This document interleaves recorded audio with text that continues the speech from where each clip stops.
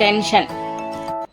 ఆలోచించి చూస్తే అనేక సందర్భాలలో అనవసరమైన విషయాలకి టెన్షన్ పడిపోతూ ఉంటాం మనం. అటువంటి ఒక కథ. ఒక ప్రొఫెసర్ ట్రాన్స్ఫర్ మీద వేరే ఊళ్ళోని కాలేజీలో చేరడానికి వెళుతూ ఉన్నాడు. అతన్ని సాగనంపడానికి అతనితో పాటు అతని స్నేహితులు నలుగురు రైల్వే స్టేషన్కి వచ్చారు. రైలు బయలుదేరడానికి మరికొంత టైము ఉండేసరికి ఆ నలుగురు ప్లాట్ఫారం మీద నించుని సరదాగా కబుర్లు పడ్డారు.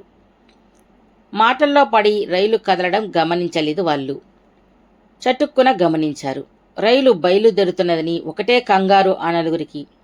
ఏ కంపార్ట్మెంటులో ఎక్కినా పర్వాలేదులే, తరువాత స్టేషన్లో దిగి సరైన పెట్టెలోకి ఎక్కవచ్చు అనుకుని జనాల్ని నెట్టుకుంటూ రైలు ఎక్కేశారు ఆ నలుగురు స్నేహితులు. కానీ పెట్టా బేడాతో నిలబడిపోయిన ప్రొఫెసర్ మాత్రం రైలు ఎక్కలేక ప్లాట్ఫారం పైన నిలిచి ఉండిపోయాడు.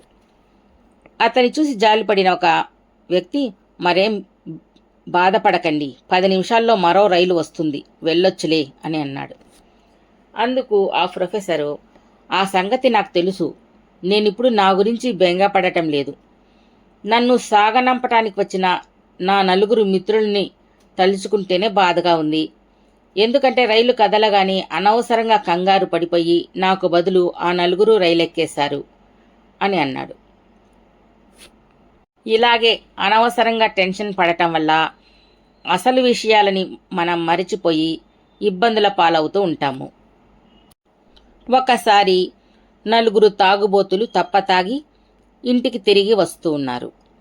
అప్పటికి బాగా చీకటి పడింది. దారి మధ్యలో వారు ఒక ఏరు దాటాల్సి ఉంది.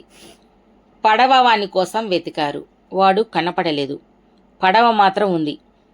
తామే పడవ నడపలేమా అని నమ్మకంతో ఆ నలుగురు పడవ ఎక్కి కూర్చుని తెడ్డు వేయసాగారు.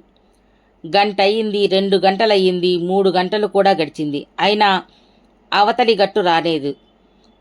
అంతలో తెల్లవారిపోయింది. వాళ్ళు మత్తు కూడా దిగిపోయింది. అప్పుడు తెలిసింది వారికి, తామెక్కిన పడవ గట్టు దగ్గర ఉన్న ఒక చెట్టుకు కట్టివేసి ఉన్నది అని. ఆ తాగుబోతుల నిషా కమ్మినట్లు అనేక సందర్భాల్లో ఈ టెన్షన్ మన కళ్ళకి పొరలు కప్పి నిజానిజాలను గ్రహించే వీలు లేకుండా చేస్తుంది.